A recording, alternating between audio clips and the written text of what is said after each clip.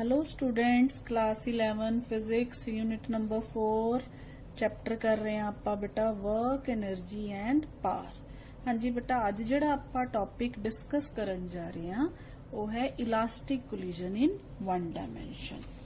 हाँ जी बेटा, आपा अपने लास्ट लैक्चर दे विच इलास्टिक कोलिजन है जिहड़ा उनदे बारे डिस्कस कीता सी। What is elastic collision? हाँ जी बेटा, इलास्टिक कोलिजन दी जे आपां गल करिए ते आपां क्या सी कि जे बॉडीज है जिहड़ियां अपनी पहले वाली शेप रीगेन कर लैन, आपां उन्हां नूं की कहने इलास्टिक बॉडीज है ना। तां इलास्टिक कोलिजन दे विच की हुंदा है बेटा, जिन्ना मोमेंटम या एनर्जी बिफोर कोलिजन है ना ते आफ्टर कोलिजन भी है कि जे उस चीज नूं रीगेन कर लैन। जिवें मान लो दो ऑब्जेक्ट्स आपस च टकरांदे है, ठीक है। टकरान ते बाद की हुंदा है, जदों टकरांदे है बेटा उन्हां दी एनर्जी जिहड़ी है वो की हुंदी है, ट्रांसफर हुंदी है। हुण मान लो आ काइनेटिक एनर्जी नाल टकरा रहा है, इत्थे टकरा के काइनेटिक एनर्जी है जिहड़ी पोटेंशियल एनर्जी च कन्वर्ट हो जाती है। बाद विच की हुंदा, जदों ये अलग हुंदे है दोबारा जिहड़ी है पोटेंशियल एनर्जी है जिहड़ी वो काइनेटिक एनर्जी च कन्वर्ट हो जाती है, ठीक है। तां बेटा इदां दे कोलिजन नूं आपां की कहने आ, इलास्टिक कोलिजन कहने आ। हुण बेटा आपां इलास्टिक कोलिजन दे विच जे देखिए, मान लो अपने कोल दो परफेक्टली इलास्टिक बॉडीज है ए एंड बी। हाँ जी बेटा, मान लो बेटा अपने कोल ए एंड बी दो बॉडीज है, this is A and this is B, ठीक है। आपां मान लिया बेटा ये दोनों बॉडीज है जिहड़ियां before collision u1 and u2 velocities नाल मूव कर रही हैं। हुण बेटा सोच के देखो, आ बॉडी इहदे नाल उदों ही टकराएगी ना जदों इहदी वेलोसिटी है जिहड़ी इहदे नालों ज्यादा होएगी, यानी कि u1 u2 तो ज्यादा होएगा, ठीक है। जदों इहदे नाल टकरांदी है, कुछ इहो जी सिचुएशन हुंदी है, बहुत ही स्मॉल टाइम वास्ते दोनों बॉडीज की है आपस च टकरांदी है। हुण टकरान तो बाद की हुंदा बेटा, हुण देखो ए बॉडी अगे चलेगी, ए बॉडी अगे कदों जाएगी जदों इहदी वेलोसिटी इहदे नालों ज्यादा होएगी। यानी कि जे आपां बिफोर कोलिजन गल करिए, before collision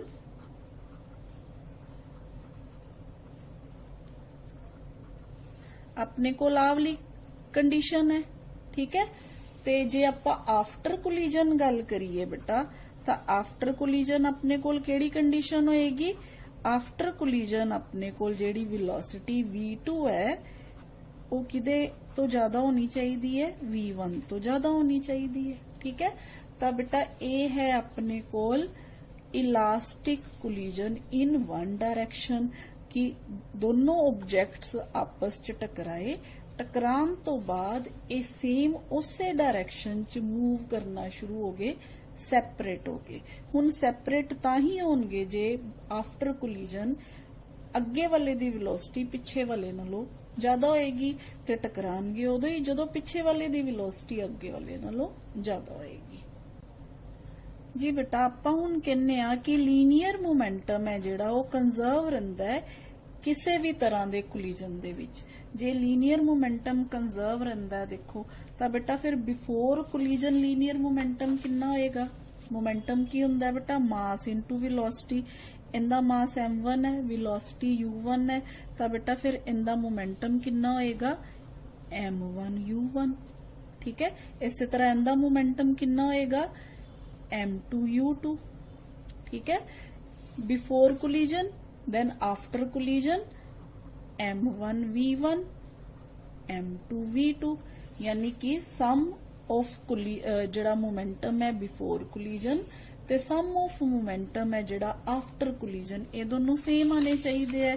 that is m1 u1 plus m2 u2 which is before collision must be equal to m1 v1 plus m2 v2 which is after collision, ठीक है। हाँ जी बेटा, हुण जे आपां इनू इस तरह लिख लीए m1 u1 minus m1 v1 is equal to m2 v2 minus m2 u2, ठीक है। v1 वालियां रकमां आपां एक पासे कर लिया, 2 वालियां आपां एक पासे कर लिया। इहदे चों m1 कॉमन निकाल लो, u1 minus v1 is equal to इथों m2 कॉमन निकाल लो v2 माइनस u2। ठीक है, ये तो आ गई बेटा इस इक्वेशन नु मान लो बेटा अपने कोल मान लो this equation 1 this equation 2।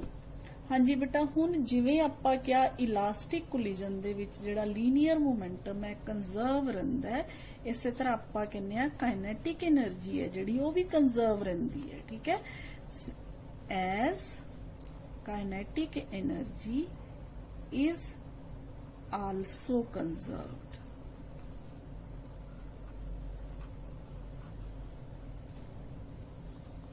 in an elastic collision।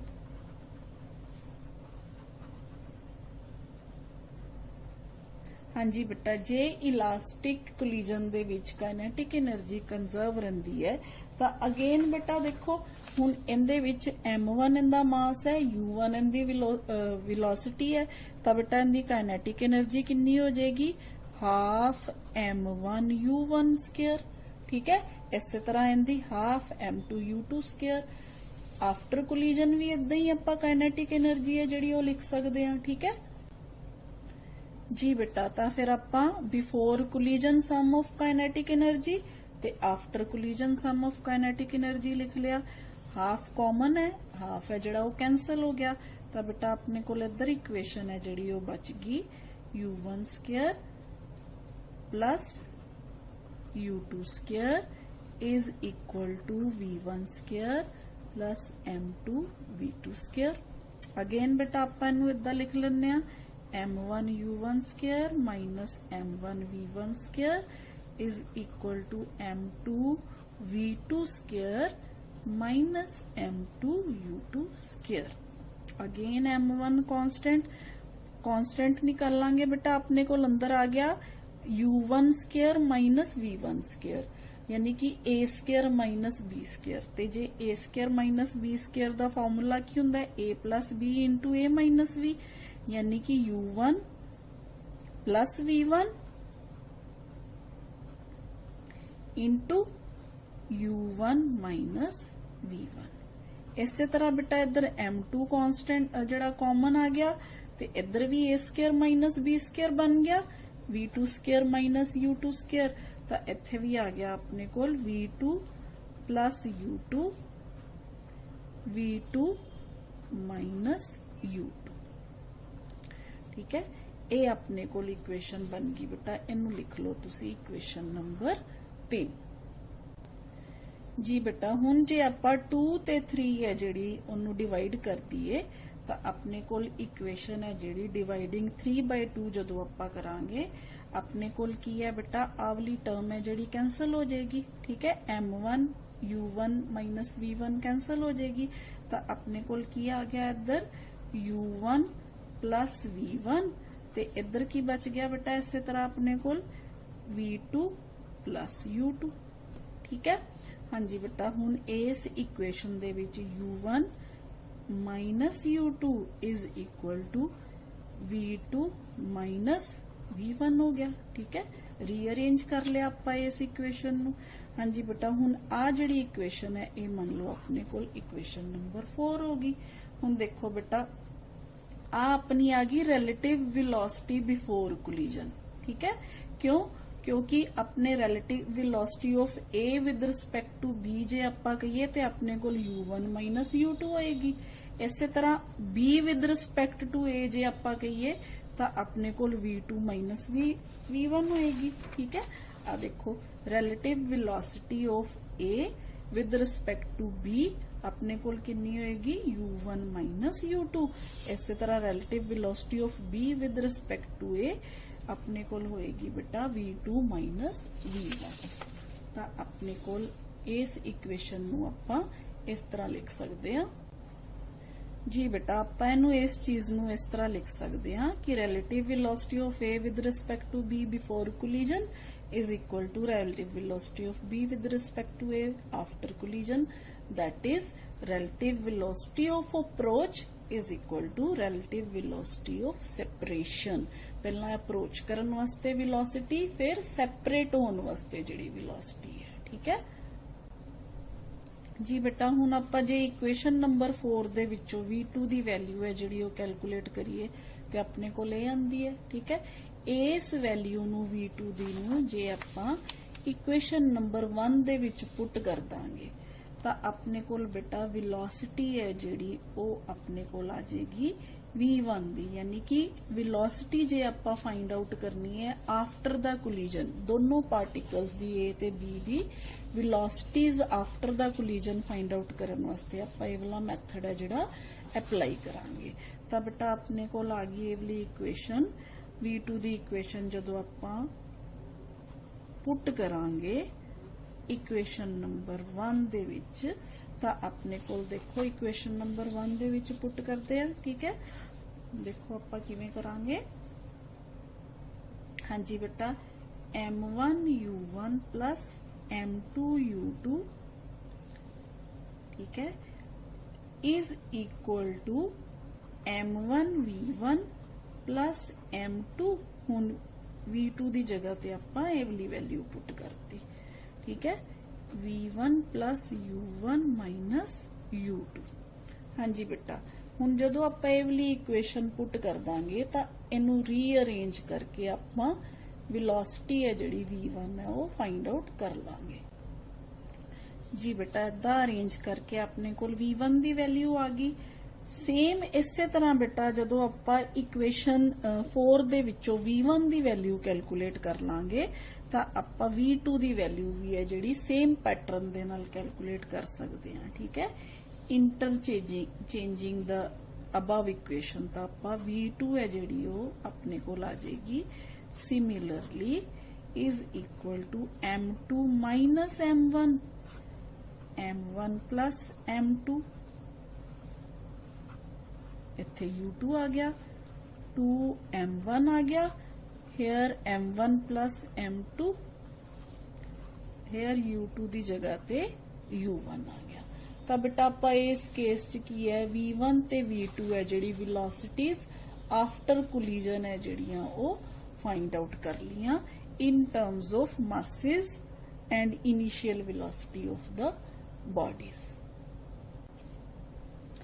जी बेटा हुण आपां मान लो इनू मान लेने equation number 5 and this is equation number 6।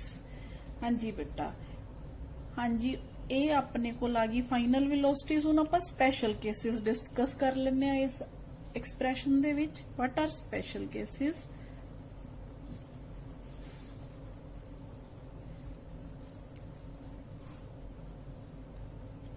हाँ जी बेटा स्पेशल केसेस दे विच आपां ये मान लेने पहला आपां ये मान लेने कि when a body collides against a stationary body of equal mass. मान लो बेटा अपने कोल आ बॉडी है जिहड़ी एट रेस्ट है ते आ जिहड़ी है मूव कर रही है। ठीक है, ते ए बॉडी इहदे नाल टकरांदी पई है इक्वल मास वाली। तां आपां इत्थे इस इक्वेशन नूं इस तरह लिखांगे। जी बेटा हुण अपने कोल केस ये है कि M1 ते M2 दोनों बराबर है U2 0 है। तां देखो बेटा जे आपां इक्वेशन नंबर 5 दे विच M1 ते M2 दोनों सेम हो जान तां अपने कोल आ टर्म 0 होगी। ठीक है, इसे तरह U2 0 हो गया ते अपने कोल आ टर्म 0 होगी। सिमिलरली बेटा V2 जदों आपां कैलकुलेट करांगे U2 0 है ते आ टर्म 0 होगी ते इसे तरह अपने कोल जिहड़ा है वेलोसिटी अपने कोल जदों आपां आ वाली इक्वेशन च जिहड़े वैल्यूज है सेम पुट कर दांगे इत्थे भी 2m ते इत्थे भी 2m आ गया तां अपने कोल V2 है जिहड़ी ओह किदे बराबर आ जाएगी बेटा U1 दे बराबर। ठीक है, तां बेटा जदों आपां ये वाली कंडीशंस है जदों पुट करांगे तां अपने कोल फ्रॉम इक्वेशन 5 है जिहड़ी वैल्यू V1 दी आ जाएगी 0 ते फ्रॉम इक्वेशन 6 है जिहड़ी इक्वेशन 6 V2 दी वैल्यू है किदे बराबर आ जाएगी U1 दे बराबर। हाँ जी बेटा क्लियर हो गया ना। 2m1 यानी कि 2m मास आपां m दे बराबर लिया इत्थे भी 2m m नाल m कैंसल 2 नाल 2 कैंसल तां आ वाली टर्म तां 0 है ही अपने कोल। V2 किदे बराबर आ गया U1 दे बराबर आ गया। ठीक है जी बेटा। हुण देखो नैक्सट केस है अपने कोल when two bodies of equal masses collide, यानी कि ऊपर वाली कंडीशन च अपने कोल पहले वाली जिहड़ी कंडीशन है वो सेम है, यानी कि आपां M1 is equal to M2 is equal to M कह सकते हैं। हुण देखो इक्वेशन नंबर 5 च जे अपने कोल M1 ते M2 सेम है ਤਾਂ अपने कोल आ वाली जिहड़ी इक्वेशन है ये तो 0 आ गई, ठीक है। जे ए 0 आ गई आ सेम ओही आ गया, M नाल M कैंसल, 2 नाल 2 कैंसल, तो अपने कोल जिहड़ी V1 है वो किदे बराबर आ जाएगी U2 दे बराबर, ठीक है। तो फ्रॉम इक्वेशन 5 है जिहड़ी अपने कोल इक्वेशन आ गई बेटा, फ्रॉम इक्वेशन 5 जदों आपां आ वाली कंडीशन पुट करती तो अपने कोल V1 है जिहड़ी वो किदे बराबर आ गई 2MU2 डिवाइडेड बाय 2M, ठीक है, इज इक्वल टू U2 के बराबर, यानी कि velocity of body of mass M2 एक ही है velocity of body of mass M2 before collision, ठीक है। सेम इसी तरह बेटा फ्रॉम इक्वेशन 6 अपने कोल V2 की वैल्यू है जिहड़ी वो U1 दे बराबर आ जाएगी, ते आ की है अपने कोल velocity of body of mass जिहड़ा M1 है, ठीक है, ये अपने कोल M1 mass body the velocity है। तो बेटा इनका मतलब ये हो गया जदों टू बॉडीज इक्वल मासिस दियां सफर एक दूसरे नाल टकरांदियां हैं वन डायमेंशनल इलास्टिक कोलिजन च their velocities get exchanged after the collision, एक दी वेलोसिटी दूसरे नू ते दूसरे दी वेलोसिटी पहले नू, यानी कि वेलोसिटी एक्सचेंज हो रही है, ठीक है। वेलोसिटीज गेट एक्सचेंज्ड, ठीक है, इत्थे की हो रही है वेलोसिटीज एक्सचेंज हो रही है, ठीक है बेटा। ते हुण इस केस च की होया सी बेटा जदों बॉडी स्टेशनरी बॉडी नाल टकराई सी, जिहड़ी पहली बॉडी सी ना वो रुक गई, ठीक है। जिवें आपां कैरम खेलदे आ ना आपां, ओही वाली एग्जांपल आ गई, ए की होगी एट रेस्ट आ गई, ते जिहड़ी दूसरी बॉडी सी ना वो पहली बॉडी दी बिफोर कोलिजन जिहड़ी वेलोसिटी सी उस वेलोसिटी नाल मूव करना शुरू करता, ठीक है। ये है बेटा ये वाला केस। हुण आपां नैक्सट केस डिस्कस करते हैं बेटा, एक होर केस है जिहड़ा इहदा केस थर्ड केस है जिहड़ा when a light body collides against a massive stationary body, यानी कि मास है जिहड़ा ए दा बहुत घट है मास बी नालों जी बेटा। नैक्सट जिहड़ा केस है देखो अपने कोल बहुत लाइट बॉडी है टकरा रही है बहुत ही मैसिव बॉडी नाल जिहड़ी कि स्टेशनरी है, यानी कि कंडीशन अपने कोल की है कि मास M1 बहुत घट है मास M2 नालों, पर जिहड़ी बॉडी B है वो स्टेशनरी है। आ मान लो बेटा बॉडी B है, आ मान लो अपने कोल बॉडी A है, ठीक है। देखो दोनों दे मास च बहुत ज्यादा फर्क है, जदों यह बॉडी इहदे नाल टकरांदी है देखो बैक आ जाती है, ठीक है। आ देखो रिबाउंड होगी ना, ये बॉडी हिलदी नहीं है पर बॉडी बी है जिहड़ी वो की हो जाती है बैक आ जाती है। तो बेटा अपने कोल उस केस च जदों आपां इक्वेशन 5 दे विच जदों आपां पुट करदे हां देखो U2 0 है तो अपने कोल आवली टर्म तो सारी 0 आ गई, ठीक है। इत्थे आपां M1 नू की करना है इग्नोर मारना है, क्यों इग्नोर मारना है क्योंकि M1 है जिहड़ा वो बहुत घट मास है उनका M2 नालों। तो अपने कोल आवली इक्वेशन बन गई बेटा V1 is equal to minus M2 U1 divided by M2 is equal to minus U1, यानी कि जिहड़ी वेलोसिटी है जिहड़ी उनदा रीबाउंड होगी after the collision with an equal and opposite velocity while the massive body practically remains at rest, ठीक है। तो बेटा ये एग्जांपल है when a light ball on striking a wall rebounds, ਤਾਂ ਕੀ ਹੁੰਦਾ ਹੈ almost with the same speed ਜਿਹੜਾ ਹੈ ਤੇ ਵਾਲ ਹੈ ਜਿਹੜੀ ਉਹ ਕੀ ਰਹਿੰਦੀ ਹੈ ਰਿਮੇਨਸ ਐਟ ਰੈਸਟ ਰਹਿੰਦੀ ਹੈ, ਯਾਨੀ ਕਿ ਉਹ ਰੈਸਟ ਤੇ ਰਹਿੰਦੀ ਹੈ। ਹਾਂਜੀ ਬੇਟਾ, ਇਹ ਤਾਂ ਸੀਗਾ ਆਪਣੇ ਕੋਲ ਹੋਰ ਕੇਸ। ਹੁਣ ਆਪਾਂ ਇੱਕ ਹੋਰ ਕੇਸ ਡਿਸਕਸ ਕਰ ਲੈਂਦੇ ਆ। ਜੀ ਬੇਟਾ ਦੇਖੋ, ਲਾਸਟ ਜਿਹੜਾ ਕੇਸ ਆਪਾਂ ਡਿਸਕਸ ਕਰਨਾ ਉਹ ਕੀ ਹੈ, when a massive body ਕੋਲਾਈਡਸ against a light stationery body. ਮੰਨ ਲਓ ਬੇਟਾ ਵਿਚਾਰਾ ਚੁੱਪਚਾਪ ਖੜਾ ਹੋਇਆ ਹੈ, ਆ ਪਿੱਛੋਂ ਆਇਆ, ਠੀਕ ਹੈ, ਇਹਨੇ ਇਹਨੂੰ ਜ਼ੋਰ ਕੀ ਟੱਕਰ ਮਾਰੀ ਬੇਟਾ। ਇਹਨੂੰ ਜਦੋਂ ਟੱਕਰ ਮਾਰੇਗਾ ਤੇ ਆ ਜਿਹੜੀ ਬੋਡੀ ਹੈ ਬੇਟਾ, ਇਹਨੂੰ ਤਾਂ ਕੁਝ ਨਹੀਂ ਹੋਣਾ, ਪਰ ਆ ਜਿਹੜੀ ਬੋਡੀ ਹੈ ਨਾ, ਇਹਨੇ ਟਕਰਾ ਕੇ ਕੀ ਕਰਨਾ, ਇਹਨੇ ਬਹੁਤ ਜ਼ਿਆਦਾ ਵੈਲੋਸਿਟੀ ਨਾਲ ਮੂਵ ਕਰਨਾ ਸ਼ੁਰੂ ਕਰ ਦੇਣਾ।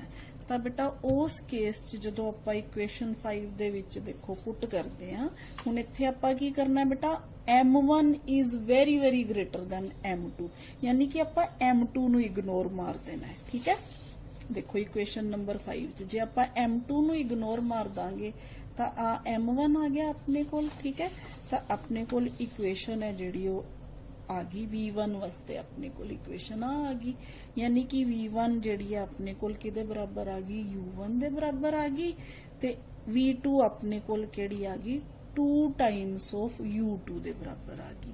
ਇੱਥੋਂ ਆਪਾਂ ਨੂੰ ਕੀ ਪਤਾ ਚੱਲਦਾ ਬੇਟਾ ਕਿ ਜਦੋਂ ਮੈਸਿਵ ਬੋਡੀ ਕੋਲਾਈਡ ਕਰਦੀ ਹੈ ਕਿਸੇ ਲਾਈਟ ਬੋਡੀ ਐਟ ਰੈਸਟ ਨਾਲ, the velocity of the massive body remains almost unchanged। देखो उस v1 u1 unchanged रही है ना, मतलब जिन्नी पहला सी उन्नी रही, पर light body starts moving with twice the velocity of the massive body, u1 the double ਹੋਗੀ। ਠੀਕ ਹੈ, ਤਾਂ ਆਪਾਂ ਇੱਥੇ ਕੀ ਕਹਾਂਗੇ, ਇਹਦੀ velocity ਸੇਮ ਰਹੀ, ਪਰ ਜਿਹੜੀ ਲਾਈਟ ਬੋਡੀ ਹੈ ਉਹਦੀ ਵੈਲੋਸਿਟੀ ਕਿੰਨੀ ਹੋਗੀ, 2 Times of velocity of the massive body. ਠੀਕ ਹੈ, ਇਹ ਤਾਂ ਸੀ ਬੇਟਾ ਆਪਣੇ।